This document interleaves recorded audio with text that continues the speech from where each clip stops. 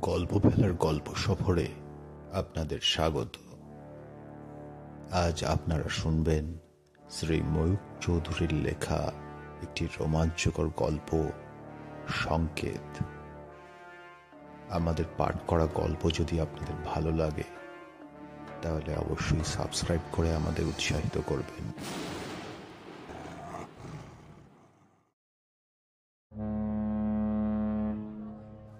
না, আমরা যাব না। তুমি মালপত্রে হাত দিও না।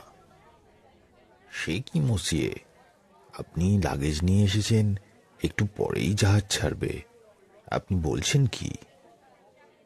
ঠিকই বলছি, আমি মত পরিবর্তন করেছি। আমার ইচ্ছে হয়েছিল এই জাহাজে যাব, এখন আমার ইচ্ছে নেই, তাই যাব না। বুঝেছ? কুলিটি কিছুক্ষণ আশ্চর্য হয়ে মিস্টার গিলবার্টের মুখের দিকে তাকিয়ে রইল। তারপর দ্রুত পদে আরেকটি যাত্রীর কাছে এগিয়ে গিয়ে তার মালপত্র তুলে নিয়ে জাহাজে সিঁড়ি বেয়ে উপরে উঠতে লাগল। মিসেস গিলবার্ট স্বামীর মুখের দিকে তাকিয়েছিলেন স্তম্ভিতের মতো। নিজের শ্রবণ শক্তিকে তিনি বিশ্বাস করতে পারছিলেন না। কি বলছেন তার স্বামী? ফ্রান্সের রাজধানী প্যারিস ত্যাগ করে আমেরিকায় গিয়ে স্থায়ীভাবে বসবাস করার সংকল্প করেছিলেন গিলবার্ট দম্পতি। আর এ নিয়ে বিগত কয়েক সপ্তাহ ধরে তাদের জল্পনা কল্পনারও অন্ত ছিল না। কিন্তু টিকিট বুক করে জাহাজে ওঠার কয়েক মুহূর্ত আগে হঠাৎ গিলবার্ট তার মত পরিবর্তন করলেন কেন? যে কুলিটি তাদের মালপত্র বহন করার জন্য এগিয়ে এসেছিল তাকে উদ্দেশ্য করে মিস্টার গিলবার্ট যা বললেন তার মর্মার্থ হচ্ছে তারা যাত্রা স্থগিত রাখছেন, অতএব তাদের মালপত্র বহন করার জন্য কারো সাহায্যের প্রয়োজন নেই। কুলিকে বিদায় দিয়ে মিস্টার গিলবার্ট এইবার তার মালপত্র গুছিয়ে প্যারিসে ফিরে যাওয়ার উদ্যোগ করতে লাগলেন। মিসেস এমিলি গিলবার্ট এতক্ষণ একটিও কথা বলেননি। এইবার তিনি দারুণ ক্রোধে ফেটে পড়লেন। জেমস, তোমার এই মত পরিবর্তনের কারণ কি? আমাকে কি তুমি মানুষ বলে মনে করো না? জাহাজের টিকিট কেটে জেটিতে এসে যাত্রার পূর্ব মুহূর্তে তুমি যাত্রা স্থগিত করলে, অর্থাৎ আমাকে নিয়ে একটা নিষ্ঠুর কৌতুক করে তুমি বুঝিয়ে দিতে চাও যে আত্মমর্যাদা বিসর্জন দিয়ে আমাকে তোমার ঘর করতে হবে, যেহেতু তুমি অগাধ অর্থের মালিক। স্ত্রীর কঠিন তিরস্কারের উত্তরে গিলবার্ট কোনো কথা বললেন না, কেবল একটি কুলিকে ডেকে মালপত্র তুলে নিতে অনুরোধ করলেন। তারপর ধীর পদে এগিয়ে চললেন রাজপথের দিকে, একটি ভাড়াটে গাড়ির উদ্দেশ্যে। চলন্ত গাড়ির ভেতর ফুপিয়ে ফুপিয়ে কাঁদতে লাগলেন মিসেস এমিলি গিলবার্ট। তিনি যে অত্যন্ত আঘাত পেয়েছেন সে বিষয়ে সন্দেহ নেই।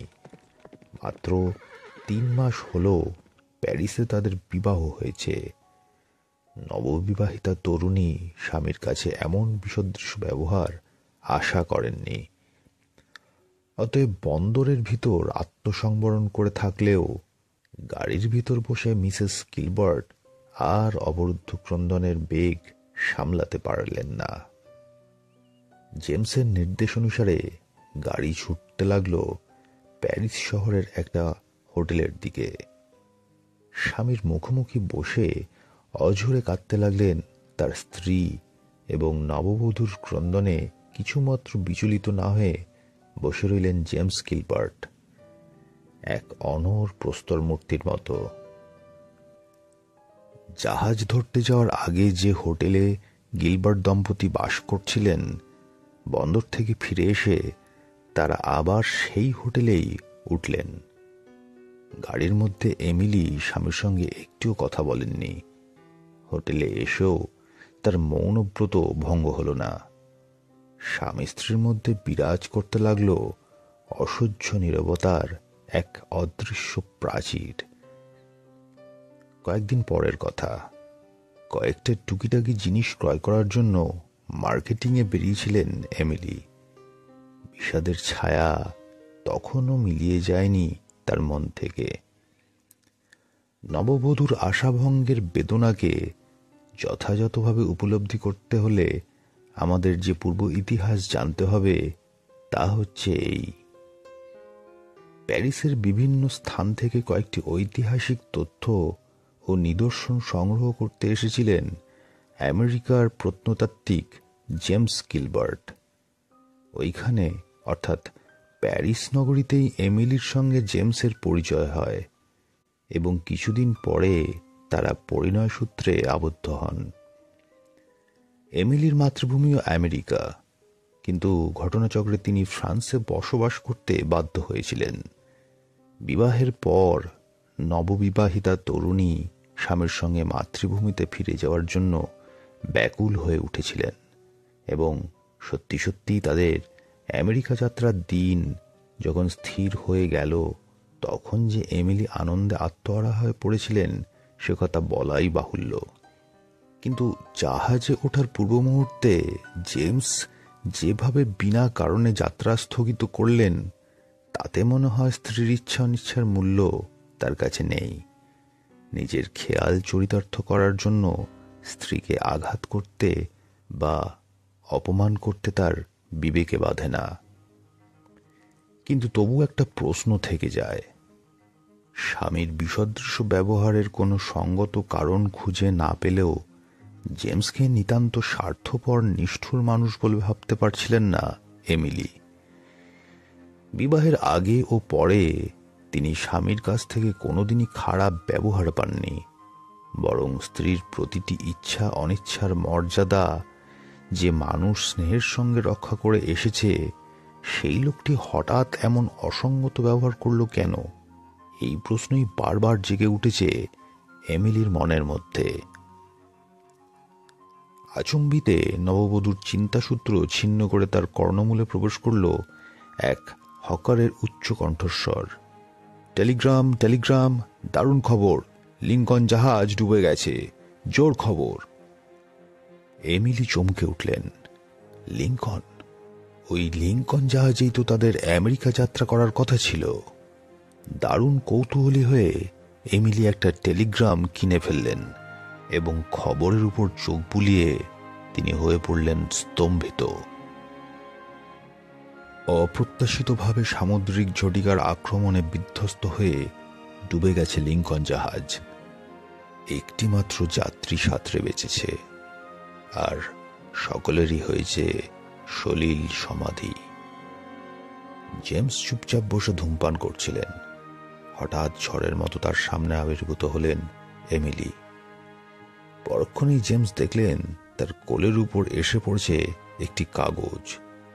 সঙ্গে সঙ্গে তিনি শুনতে পেলেন স্ত্রীর উত্তেজিত কণ্ঠস্বর। জেমস, জেমস, এই দেখো টেলিগ্রাম, লিঙ্কন জাহাজ ডুবে গেছে। আমি অকারণে রাগ করেছি, দুঃখ পেয়েছি। তুমি নিশ্চয়ই আসন্ন বিপদের কথা জানতে পেরেছিলে, কিন্তু কেমন করে জানলে জেমস? তুমি কি ভবিষ্যতের কথা জানতে পারো? টেলিগ্রামের উপর একবার চোখ বুলিয়ে জেমস স্ত্রীর মুখের দিকে তাকালেন। ধীর কণ্ঠে বললেন, না না এমিলি, ভবিষ্যতের কথা আমি সবসময় জানতে পারি না। তবে জাহাজে ওঠার পূর্ব মুহূর্তে হঠাৎ আমি অনুমান করেছিলাম এই জাহাজে উঠলে তার পরিণাম আমাদের পক্ষে অশুভ হবে। এমন অদ্ভুত অনুমানের কারণ, লিঙ্কন খুব মজবুত জাহাজ। ঝড়ের আঘাতে ওই জাহাজ কখনো ডুবে যেতে পারে এমন কথা কেউ কল্পনাও করতে পারত না। এমন অভাবিত দুর্ঘটনার কথা তুমি শুধু অনুমান করেই সাবধান হয়েছিলে। এমিলি, লিঙ্কন জাহাজ জলমগ্ন হবে কিনা সে কথা আমার পক্ষে অনুমান করা সম্ভব ছিল না। ওই সমুদ্রযাত্রা যে আমাদের পক্ষে মঙ্গলদায়ক হবে না, আমি শুধু এই কথাটাই বুঝেছিলাম। যাক, এসব কথা বলতে আর ভাবতে ভালো লাগছে না। তোমার আপত্তি না থাকলে বরং চলো, একটা নাট্যশালায় গিয়ে খানিকটা সময় কাটিয়ে আসি। এমিলির আপত্তি ছিল না। প্যারিস শহরে একটি অপেরা হাউসে তখন জনপ্রিয় প্রদর্শনী চলছিল। স্বামী স্ত্রী সেইখানে যাওয়ার জন্য প্রস্তুত হলেন। হোটেলের একটি ভৃত্যকে ডেকে গাড়ি আনতে আদেশ করলেন জেমস। একটু পরেই ভৃত্যটি এসে জানালো অশ্বচালিত একটি শকট তাদের জন্য অপেক্ষা করছে। হোটেল থেকে বেরিয়ে এসে নির্দিষ্ট গাড়িটির সামনে এসে থমকে দাঁড়িয়ে পড়লেন জেমস। এমিলি দেখলেন তার স্বামীর স্ত্রীর দৃষ্টি নিবদ্ধ হয়েছে অশ্বচালকের মুখের দিকে। এমিলি শুনতে পেলেন জেমস অস্ফুট স্বরে স্বগতোক্তি করছেন। সে কি এত শীঘ্র? গাড়ির চালক অসহিষ্ণু স্বরে বললে, মসিয়ে তাড়াতাড়ি উঠুন, শুনলাম আপনারা নাট্যশালায় যাবেন। অভিনয় শুরু হতে আর বেশি দেরি নেই, চটপট উঠুন। জেমস চালকের কথায় কর্ণপাত করলেন না। তিনি হাত নেড়ে বললেন, আমরা যাব না, তুমি অন্য যাত্রীর সন্ধানে যাও। বিস্মিত চালক বলল, সে কি মসিয়ে, আপনার চাকর যে বললে। বাধা দিয়ে জেমস বললেন, আমার চাকর নয়, হোটেলের চাকর। সে ভুল করেছে। যাই হোক, তোমার সময় নষ্ট হয়েছে, সেই জন্য আমি দুঃখ প্রকাশ করছি এবং যতটা সম্ভব তোমার ক্ষতিপূরণ করে দিচ্ছি। পকেট থেকে একটি মুদ্রা বার করে জেমস বিস্মিত চালকের হাতে দিয়ে তাকে চলে যেতে ইঙ্গিত করলেন। চালকের ক্ষোভের কারণ রইল না। সে ঘোড়া ছুটিয়ে অন্য যাত্রীর সন্ধানে যাত্রা করল। এমিলি এতক্ষণ বোবা হয়েছিলেন, এইবার আর তিনি ক্রোধ প্রকাশ করলেন না। লিঙ্কন জাহাজের ঘটনা এত তাড়াতাড়ি ভুলে যাওয়ার কথা নয়। তিনি জিজ্ঞাসা করলেন, আমরা কি আজ নাটক দেখতে যাব না? জেমস বললেন, নিশ্চয়ই যাব, একটু অপেক্ষা করো, আর একটা গাড়ি এখনই পাওয়া যাবে। গাড়ি পাওয়া গেল, তবে এখনই নয়। প্রায় আধ ঘন্টা পরে একটা ভাড়াটে ঘোড়ার গাড়ি পাওয়া গিয়েছিল। অপেরা হাউসের কাছাকাছি আসতেই স্বামী স্ত্রীর দৃষ্টি আকৃষ্ট হলো আকাশের দিকে। রাতের আকাশে অন্ধকার ভেদ করে অনেক দূর পর্যন্ত প্রসারিত হয়েছে রক্তিম আলোর বন্যা এবং দূর থেকে ভেসে আসছে বহু মানুষের কোলাহল ধ্বনি। চালক বলল, আগুন। বলার অবশ্য দরকার ছিল না। অন্ধকার রাত্রির কালো যবনিকা ভেদ করে আকাশের গায়ে রক্তরাঙা আলোকধারার এমন হঠাৎ আবির্ভাবের কারণ যে এক ভয়ঙ্কর অগ্নিকাণ্ড ছাড়া আর কিছু হতে পারে না, সে কথা অনুমান করতে স্বামী স্ত্রীর বিশেষ অসুবিধা হয়নি। একটু এগিয়ে যেতেই জনতার চাপে গাড়ির গতি রুদ্ধ হয়ে গেল। স্বামী স্ত্রীর বিস্মিত দৃষ্টির সম্মুখে ফুটে উঠল এক ভয়াবহ অগ্নিময় দৃশ্য। এমিলি প্রায় অবরুদ্ধ স্বরে বললেন, জেমস, ওই নাট্যশালাতেই আমরা সময় কাটাতে এসেছিলাম। সত্যি কথা, তারা দুজন যে নাট্যাগারের উদ্দেশ্যে এখানে এসেছেন, সেই অপেরা হাউস বেষ্টন করে জ্বলছে এক ভয়াবহ অগ্নিকুণ্ড।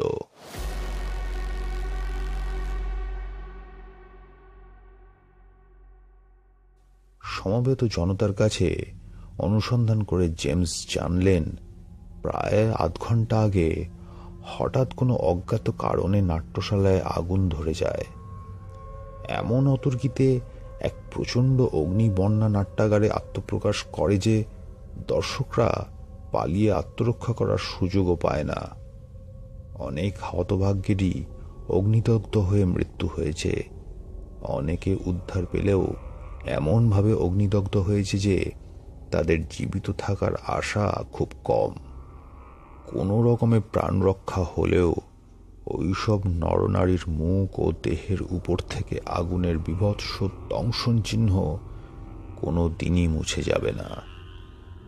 মানুষের স্বাভাবিক সৌন্দর্য থেকে তারা হবে চিরজীবনের মতো বঞ্চিত। স্বামীর হাত ধরে হোটেলে ফিরে এলেন মিসেস এমিলি গিলবার্ট। কিছুক্ষণ দুজনের মধ্যে কোনো কথাবার্তা হলো না। আকস্মিক অগ্নিকাণ্ডের ভয়াবহ রূপ এমিলিকে প্রায় স্তম্ভিত করে দিয়েছিল। জেমস তার স্ত্রীর মনের অবস্থা বুঝতে পেরে মৌনব্রত অবলম্বন করেছিলেন। অবশেষে প্রথম নীরবতা ভঙ্গ করলেন এমিলি। জেমস, আজও আমরা অদ্ভুতভাবে রক্ষা পেয়েছি। প্রথম গাড়িটাতে যদি আমরা উঠে পড়তাম, তাহলে যথাসময়ে আমরা পৌঁছে যেতাম নাট্যাগারে, এবং ওই ভয়াবহ আগুনের বেড়াজালে পড়ে আমাদের মৃত্যু ছিল নিশ্চিত। কিংবা প্রাণে বাঁচলেও সারা জীবন হয়ে থাকতাম মূর্তিমান বিভৎসতার এক কুশ্রী প্রতিচ্ছবি। বলো জেমস, এই অগ্নিকাণ্ডের ব্যাপারটা তুমি নিশ্চয়ই আগেই জানতে পেরেছিলে। আমার বিশ্বাস তুমি অলৌকিক ক্ষমতার অধিকারী। তুমি নিশ্চয়ই ভবিষ্যৎ দ্রষ্টা। চুপ করে রইলে কেন? আমি তোমার স্ত্রী। আমার কাছে কিছুই তোমার গোপন করা উচিত নয়। জেমস মুখ তুললেন। না এমিলি, কিছুই গোপন করব না। তোমাকে আগে বলিনি, কারণ বললেও তুমি হয়তো বিশ্বাস করতে না। আমি ভবিষ্যৎ দেখতে পাই। তোমার এই ধারণা সত্য নয়। কিন্তু মূর্তিমান অমঙ্গল যখন মৃত্যুদূত হয়ে আমার সামনে আসে, তখন আমি তাকে চিনতে পারি। না, কথাটা ঠিক হলো না। বরং বলতে হবে, তখন তাকে চেনার ক্ষমতা আমার ছিল, কিন্তু আজ থেকে সে ক্ষমতা আর আমার রইল না। উৎকণ্ঠিত স্বরে এমিলি প্রশ্ন করলেন, কেন? ভবিষ্যতে আবার যদি বিপদ আসে, তাহলে কি তুমি জানতে পারবে না? না, পারবো না। কিন্তু জানার প্রয়োজন আর হবে না। মৃত্যু আরো একবার আমার কাছে আসবে, কিন্তু তাকে বাধা দেওয়ার ক্ষমতা আমার নেই। কারণ সেই মৃত্যু হচ্ছে মানুষের অবশ্যম্ভাবী স্বাভাবিক পরিণতি। তোমার উদ্বিগ্ন হওয়ার হেতু নেই এমিলি। আমি আরো অনেক দিন বাঁচব। তাহলে আমার সন্দেহ সত্য? তুমি ভবিষ্যৎ দেখার ক্ষমতা রাখো? না, আগেও বলেছি, এখনো বলছি, আমি অলৌকিক ক্ষমতার অধিকারী নই, ভবিষ্যৎ দ্রষ্টাও নই। শোনো, সব কথা তোমায় খুলে বলি। আজ থেকে কয়েক বৎসর আগে আমি মিশরে গিয়েছিলাম। তুমি জানো আমি প্রত্নতাত্ত্বিক। প্রাচীন মিশরের একটি কবর খুঁড়ে আমি একটি কফিন হস্তগত করি। কফিনের ভিতর ছিল একটি মমি। এমিলি, তুমি নিশ্চয়ই জানো মমি কাকে বলে? জানি। প্রাচীন মিশরীয়রা কোনো অজ্ঞাত উপায়ে মৃতদেহকে সংরক্ষণ করত। বিশেষ ধরনের ঔষধ প্রয়োগ করে তারা মৃতদেহকে কবর দিত। ওই ঔষধের প্রভাবে মরার চামড়া ও মাংস জীর্ণ হয়ে খসে পড়ত না। দেহে প্রাণ না থাকলেও সেই মৃতদেহ তার জীবন্ত চেহারার প্রতিচ্ছবি হয়ে কবরের মধ্যে বিরাজ করত যুগ যুগান্তর ধরে। আবিষ্কৃত সেই মৃতদেহকে মমি বলা হয়। ঠিক ওই ধরনের একটা মমি হস্তগত করে আমি খুব খুশি হয়েছিলাম। সভাদার অর্থাৎ কফিন শুদ্ধ মমির দেহটা আমি নিউ ইয়র্কে নিয়ে যেতে মনস্থ করি। মমিটা যেদিন আমার হাতে এলো, সেই রাতেই আমি এক অদ্ভুত স্বপ্ন দেখলাম। স্বপ্নের ভিতর আমার সামনে আবির্ভূত হলো এক আশ্চর্য মূর্তি। সেই মূর্তির সর্বাঙ্গ বেষ্টন করে ঝুলছে প্রাচীন মিশরীয় পরিচ্ছদ। তার মুখটা আমার দৃষ্টিগোচর হয়নি, কারণ গোলাকার বলয়ের মতো এক তীব্র আলোকপুঞ্জ অবস্থান করছিল সেই মূর্তির কাঁধের উপর, এবং সেই অপার্থিব আলোক প্রবাহের ভিতর অদৃশ্য হয়ে গিয়েছিল মূর্তির মুখমণ্ডল। সেই অদ্ভুত মূর্তির কাঁধের উপর থেকে জ্বলন্ত আলোর বলয় ভেদ করে ভেসে এলো এক অমানসিক কণ্ঠস্বর। হে বিদেশী, প্রাচীন মিশরের অমর্যাদা করো না। জীবিত মানুষের কাছ থেকে যে বিদায় নিয়েছে, তাকে শান্তিতে বিশ্রাম নিতে দাও। যে কবর খনন করে তুমি কফিনটা নিয়ে এসেছো, সেই কবরের ভিতর আবার তুমি ওটাকে রেখে এসো। আমার কথা শুনলে তোমার মঙ্গল হবে।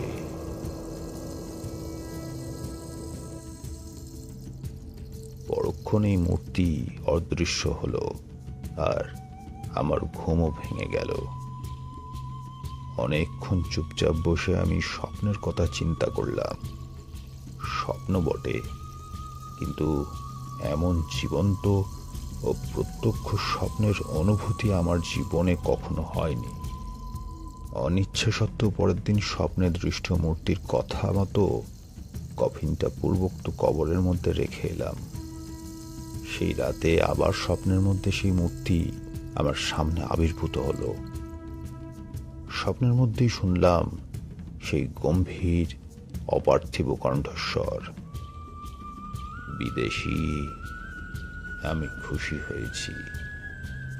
তোমার অন্যান্য দেশবাসীর মতো তুমি নির্বোধ নও।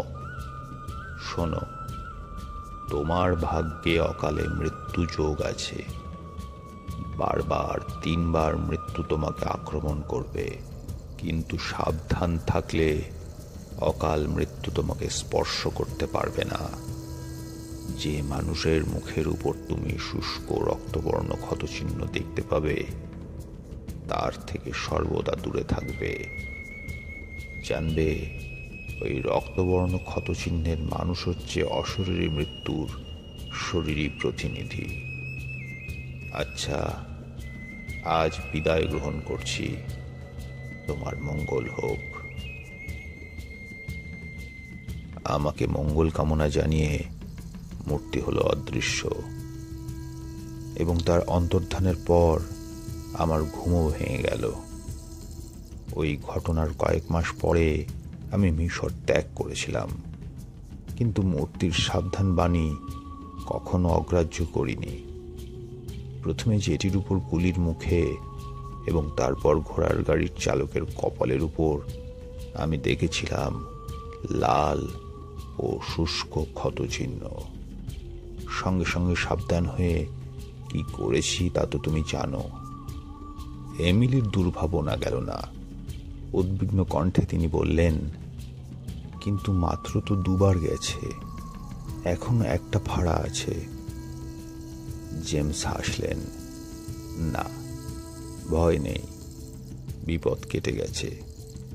মিশর ছেড়ে আসার আগে কায়রো শহরেই একদিন লিফট দিয়ে নামতে গিয়ে লিফটম্যানের মুখের উপর দেখলাম মৃত্যুর স্বাক্ষর রক্তবর্ণ ক্ষতচিহ্ন। আমি তৎক্ষণাৎ থেমে গেলাম এবং আমার সঙ্গে যে বন্ধুটি ছিলেন তাকে ধরে রেখে জানালাম আমি সিঁড়ি দিয়ে নিচে নামব। অতএব তাকেও আমার সঙ্গী হতে হবে। তোমার মতো বন্ধুটিও আমার উপর রেগে আগুন হয়ে গেলেন। কিছুক্ষণ পরেই এক ভীষণ শব্দ। জানা গেল লিফটের কল বিগড়ে যান্ত্রিক খাঁচাটা হঠাৎ আছড়ে পড়েছে নিচে। লিফটের মধ্যে যারা ছিল তাদের মধ্যে একটি প্রাণীও রক্ষা পায়নি। বন্ধুটি খুব আশ্চর্য হয়ে জানতে চেয়েছিলেন আমি কি সত্যি দুর্ঘটনার কথা অনুমান করতে পেরেছিলাম। আমি অবশ্য তার কৌতূহল নিবারণ করিনি। যাই হোক, বারবার 3 বারই আমি অকাল মৃত্যুর আক্রমণ এড়িয়ে আত্মরক্ষা করতে সক্ষম হয়েছি, এবং আশা করছি এইবার বেশ কিছুকাল নিশ্চিন্ত হয়ে এই পৃথিবীর রূপ, রস, গন্ধ উপভোগ করতে পারব। উপরে বর্ণিত কাহিনীটি নিছক গল্প নয়, ঘটনাগুলি বাস্তব জীবনেই ঘটেছিল। তবে স্থান, কাল ও পাত্রপাত্রীদের নাম গোপন করা হয়েছে।